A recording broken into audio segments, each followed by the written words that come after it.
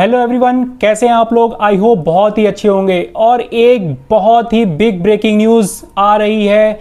Iran और America का जो वॉर चल रहा था उसके अकॉर्डिंगली जो एक बहुत ही बिग ब्रेकिंग न्यूज़ आ रही है जिसका ध्यान पूरी दुनिया ने खींचा है।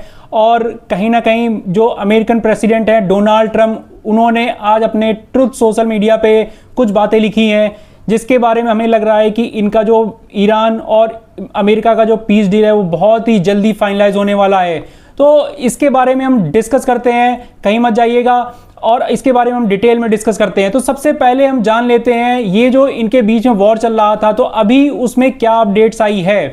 तो अभी अमेरिकन प्रेसिडेंट ने अपने ट्रुथ सोशल मीडिया पे लिखा है जिसमें उन्होंने बताया है कि वो जो उन्होंने ब्लॉकेड, उनकी जो नेवी ने जो ब्लॉकेड स्टेट ऑफ हॉर्मुज के लिए लगाया हुआ था कि कोई भी ईरानियन शिप वहाँ से ऑयल लेकर के किसी अदर कंट्री में ना जा पाए, इसके लिए वहाँ पे उन्होंने ब्लॉकेड लगाया हुआ था, जिसको उन्होंने अनाउंस किया है कि इसको विद इमीडिएट इफेक्ट हम उस ब्लॉकेड को हटा रहे हैं।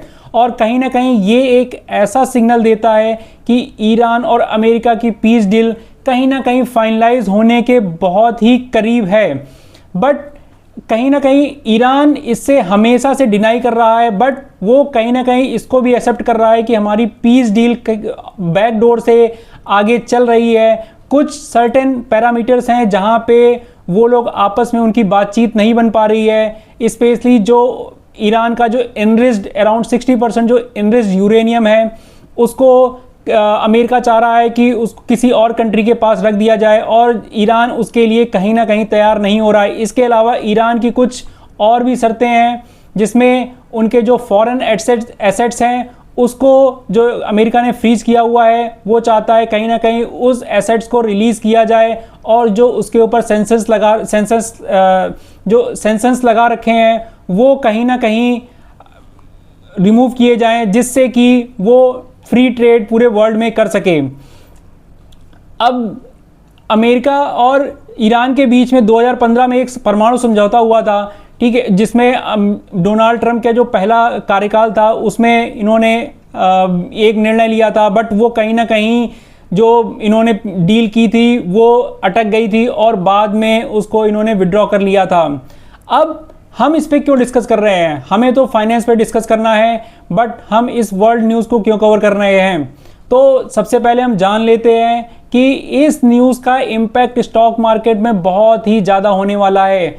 आप अगर देख सकते हैं पूरी की पूरी जो इकोनॉमी है वो कहीं ना कहीं ऑयल एंड नेचुरल गैस पे ही चल रही है। अगर आपका ऑयल महंगा होता है तो कहीं ना कहीं वो इन्फ्लेशन के फॉर्म में एवरी इंडस्ट्री और एवरी सिटीजन के ऊपर इम्पैक्ट डालता है। अगर आपका डीजल महंगा होता है तो आपका ट्रांसपोर्टेशन महंगा होगा। ट्रांसपोर्टेशन, उसके अलावा अगर एग्रीकल्चर की हम बात करें तो वहाँ पे जो ट्यूबवेल हैं जो डीजल पे चल रहे हैं, जो यहाँ पे जो ट्रैक्टर हैं वो भी डीजल पे चल रहे हैं, तो वो ईच एंड एवरीथिंग वो कंबाइंड होकर के वो इम्पैक्ट किस पे डालता है, एक इंडस्ट्री पे डालता है और एक इंडिविजुअल जो नॉर्मल सिटीजन है उनके ऊपर आता है। तो अब हमें क्या करना है, हमारा अभी जो इन्वेस्टमेंट जर्नी है हमें क्या करना है, अपने आप को इन्वेस्ट करते रहना है। इसीलिए मैं हमेशा बोलता हूं अपनी एसआईपी को स्टॉप नहीं करना है। अगर आपने एसआईपी स्टॉप कर दी होती या कर दी होगी तो अगेन आप उसको रिज्यूम कर दीजिए, क्योंकि ये चीज़ जो वॉर है ये बहुत दिनों तक टिकने वाला नहीं है और कहीं ना कहीं हमें इसकी बोल सकते हैं कि हमें इसका अंदाज़ा लग रहा है कि ये बहुत ही जल्दी लिफ्ट होने वाला है। तो इससे क्या होगा, एकदम से जब क्रूड ऑयल के प्राइसेस डाउन होंगे और आपका स्टॉक मार्केट रॉकेट बनेगा, बट इतना भी रॉकेट नहीं होगा कि रातों रात कुछ उसमें चेंजेस आ जाएं, बट कहीं ना कहीं एक बहुत ही ह्यूज गैप अप हमें दिखाई पड़ेगा जहां पे स्टॉक मार्केट काफ़ी तेज़ी से बढ़ेगा। इसमें जो इससे डील कर रहे हैं, अगर हम ऑयल नेचुरल गैस की बात करें तो जो डायरेक्टली इसमें कंपनीज डील कर रही हैं उन पे हम फोकस बना के चल सकते हैं। उसमें हमारे BPCL, HPCL, IOCL या ONGC जो कंपनीज है जो डायरेक्टली इसमें डील कर रही हैं, कहीं ना कहीं उसमें एक अच्छा खासा गैप अप हमें देखने को मिल सकता है। बट हमें क्या करना है, हमें अपनी इन्वेस्टमेंट जर्नी को कंटिन्यू करना है। और अगर इस ड्यूरेशन में अगर आपके पास कुछ भी लमसम है तो आप अपने जो भी पोर्टफोलियो जिसमें भी आप इन्वेस्ट कर रहे हैं उसमें आप टॉपअप कर सकते हैं। टॉपअप करने से क्या होगा कि आपके जो नंबर ऑफ, अभी मार्केट थोड़ा सा डाउन है तो नंबर ऑफ यूनिट्स आपको ज़्यादा मिलेगी। जब नंबर ऑफ यूनिट आपको ज़्यादा मिलेगी, तो जब आपका रेट बढ़ेगा तो कहीं ना कहीं यही चीज़ें आपको प्रॉफिट देंगी। तो ऐसा मौका हमेशा नहीं आता है, ये बहुत ही कम मौका आता है। और यहाँ पे पहले हम डर जाते थे, लेकिन जब से सोशल मीडिया का ज़माना आ गया है, हम कहीं ना कहीं अवेयर हैं। और या फिर अगर कोविड के टाइम में भी अगर हम देख लें, कोविड के टाइम में भी अराउंड 30 to 40% मार्केट क्रैश हो गया था उस करंट सिचुएशन से। जो उस समय डर गए होंगे, जिन्होंने अपना पैसा निकाल लिया था, वो एक हैवी लॉसेस में रहे थे। बट जिन्होंने उस इन्वेस्टमेंट जर्नी को कंटिन्यू किया, वो आज एक बहुत ही अच्छे प्रॉफिट में बैठे हुए हैं। इसे हम कहीं भी इग्नोर नहीं कर सकते हैं। तो हमें क्या करना है, हमें अपनी जर्नी को कंटिन्यू करना है। अगर कुछ लमसम है तो आप वो लमसम भी कर सकते हैं, क्योंकि बहुत ही जल्दी हम एक देख सकते हैं कि एक मार्केट में अच्छा खासा करेक्शन जो हुआ था, वो उससे कहीं ना कहीं उससे ऊपर आने वाला है मार्केट, और मार्केट कहीं ना कहीं अब जाने वाला है। और हम बात कर लें, ये पीस डील बहुत ही जल्द फाइनलाइज होने के करीब, जो मुझे ऐसा लग रहा है, क्योंकि जब इन्होंने अनाउंसमेंट कर दिया है अमेरिकन प्रेसिडेंट से कि जो स्ट्रेट ऑफ हॉर्मुज में जो उन्होंने ब्लॉकेड उनकी नेवी ने लगाया हुआ था, उसको वो कहीं ना कहीं रिमूव कर रहे हैं।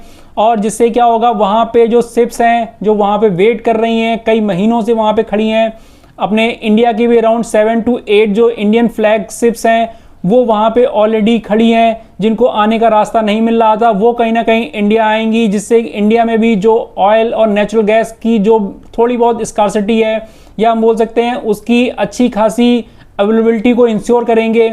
और आगे भी जिन्होंने नेचुरल गैस जो हमारे पास यूएई एंड कतर से काफ़ी ज़्यादा मात्रा में नेचुरल गैसेस आते हैं, जो भी हमारे एलपीजी में यूज़ होते हैं, तो उससे कहीं ना कहीं हमें काफ़ी ज़्यादा आराम रिलीफ मिलेगा और इंडिया को पैनिक होने की ज़रूरत नहीं होगी। और क्रूड ऑयल के प्राइसेस जैसे ही डाउन आएंगे, तो इससे इन्फ्लेशन भी जो अभी हम देख रहे हैं, इन्फ्लेशन थोड़ा सा बढ़ा हुआ है, या अभी नियर फ्यूचर में ये बढ़ने वाला है। अभी तो हमें उतना इम्पैक्ट समझ में नहीं आएगा, क्योंकि ये रातों रात इन्फ्लेशन नहीं बढ़ता है, इसके लिए एक थोड़ा सा टाइम लगता है।